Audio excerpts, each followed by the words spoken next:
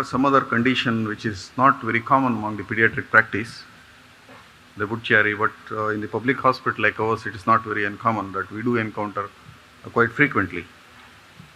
So it is characterized by hepatic venous, basically outflow tract obstruction of one or more of the hepatic veins. One hepatic vein is enough to sustain for any human being. That's quite good enough. Or the obstruction of complete IVC.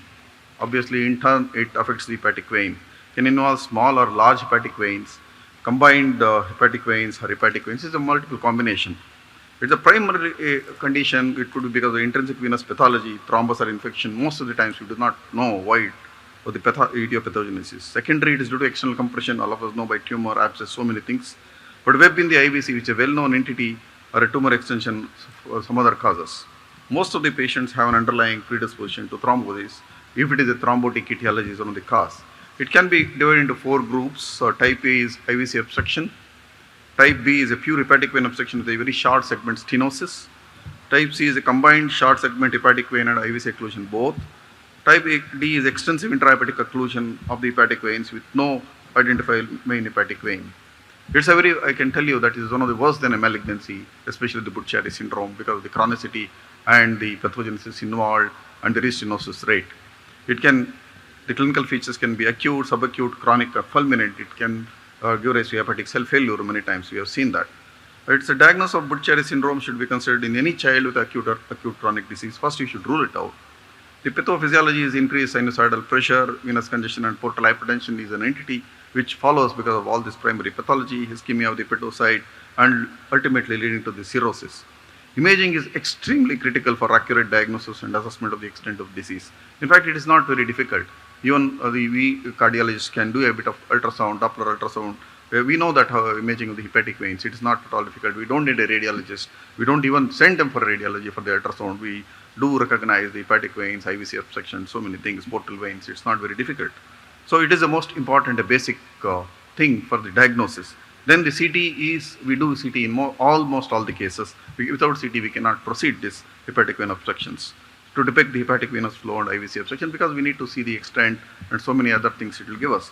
Hypertrophy of the cardiac lobe, irregular cardiac is a feature as an important parcel of the whole pathology. Biopsy may help in assessing severity of the disease, but by and large, we don't do it in our city. The natural history of this particular syndrome is very variable. Severe affliction and rapidly developing hepatic dysfunction is a sign of a very poor prognosis. I can tell that they don't do well at all in spite of our interventions. Slower progression and well-tolerated developed collaterals may offer a prolonged life expectancy in some cases.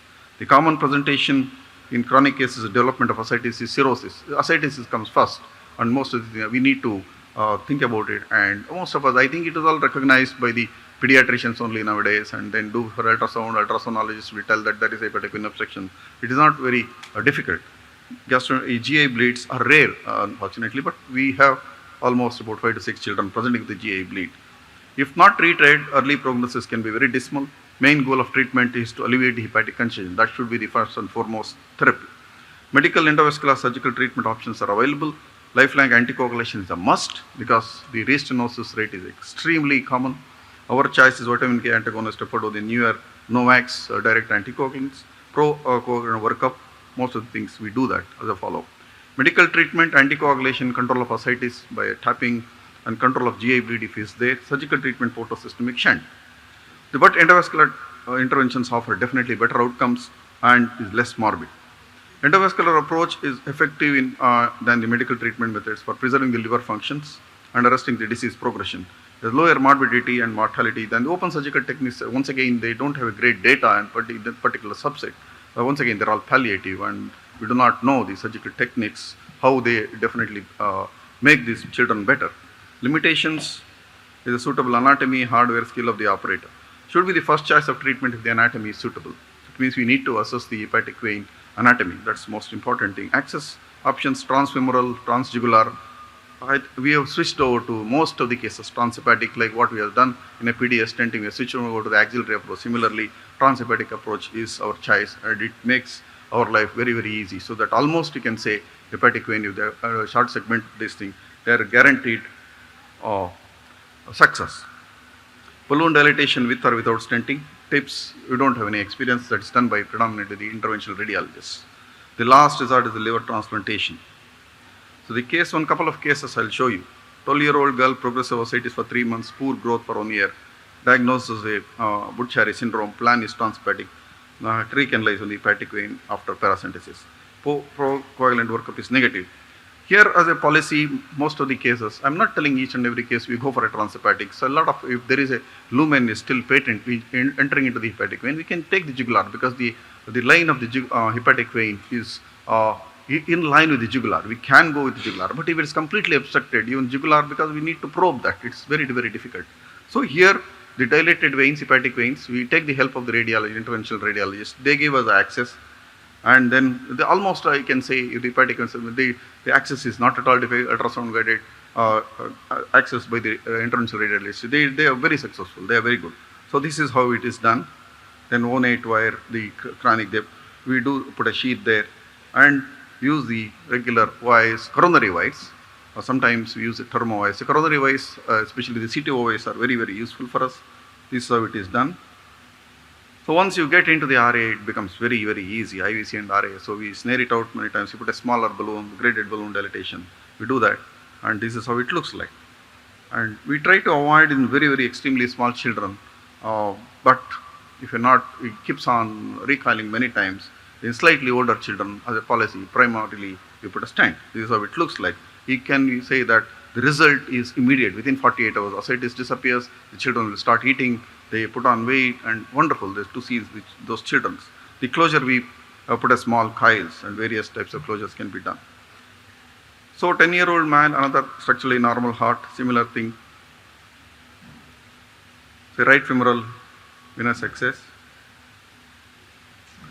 So here the IVC balloon dilatation, because IVC was itself very narrow and there was no access into the going into the hepatic vein.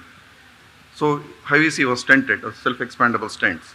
Yes, we can use the self-expandables because you can go up to 24 millimeter self-expanding stents are available.